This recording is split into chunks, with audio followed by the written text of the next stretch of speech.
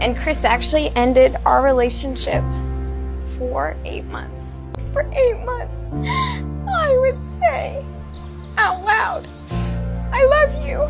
You know, I never thought I would ever hear it from him again. And Lydia, despite having no hope of anything ever rekindling between us, stayed in contact, and like she would even go out of her way to show ways that she was still thinking about me and still cared about me and all this stuff. I don't know this couple, and I genuinely wish them well. Something about the way that he said it immediately reminded me of the Simone Biles situation where her husband was bragging in front of the guys on the panel that he would have never approached her first, and how she matched him on the dating site, and how she drove for hours to come see him. When you are in the role of the pursuer, this is how men tell your story. He goes on in his wedding vows to talk about how she stood by him and through all the ups and downs, how he's sorry that it's been so hard for her and that she was so patient.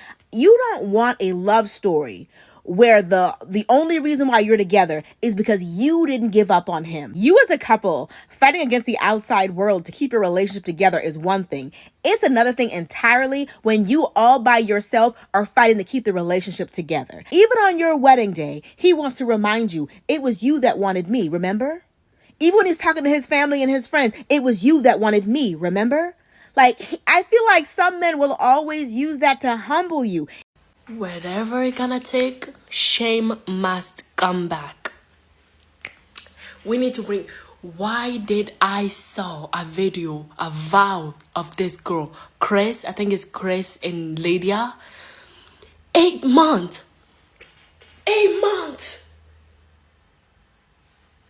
8 months of being single, hoping for that one person. Listen, no, but no. I'm telling you, there are things my ex-boyfriend did to me. Even God himself didn't bear witness. God himself literally did this.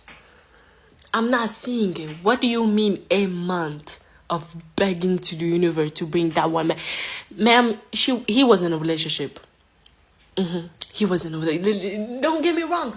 I'm not sitting here saying that, oh, nobody ever did me wrong and I didn't go back. Like I say, my ex-boyfriend, my first ex-boyfriend, right, did me so dirty. Like, this man done have said things to me, I stay. I went back. But guess what? The thing he did to me, the thing he said to me, I will bring it straight to my grave. Oh my God. Lydia, I need you to stand up. I need you to get up off of that chair. And I need for you to be runaway bride. Okay? All right? Because why? Why are you getting married to a man who made you beg him to be with him for 8 months? And Chris actually ended our relationship for 8 months. This is a prime example that the story of your relationship matters. I'm speaking as a therapist second and a woman first.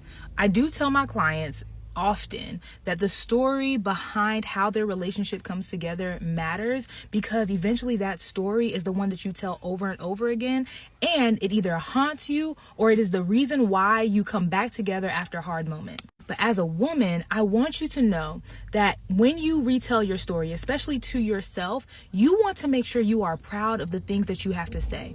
And when I say proud, I don't mean proud for the sake of social media. I don't mean so all the girlies can stand up and clap. That's cute and stuff. But I mean, if you do not feel good about your story, if there's parts of it that you cringe to tell, or you want to hide, or you want to alternate because it's not what you would have wanted, I want you to consider what has brought you to this relationship ultimately.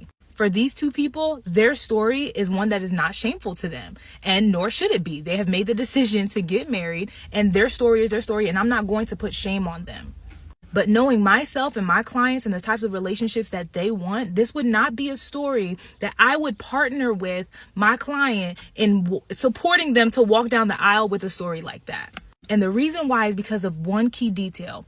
For 8 months during that breakup, she put herself in a position of, yes, vulnerability, and vulnerability can and is healthy, but it wasn't just vulnerability. It was literally akin to self-sacrifice for the sake of this person that is telling you through their actions and their words that they do not want you. And I don't believe in letting people tell you more than once that they don't want you. We live through the lens of stories and narratives. That's what I believe that is my approach as a therapist and as a coach, is a narrative approach. We live our lives in the form of stories.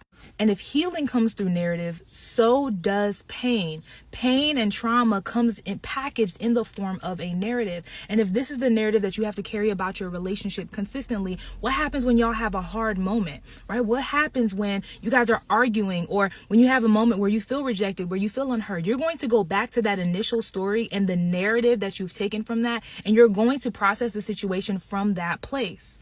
So I say all of this to say that the story behind your relationship matters. It's not about pleasing other people. If you can live with it, that's what matters.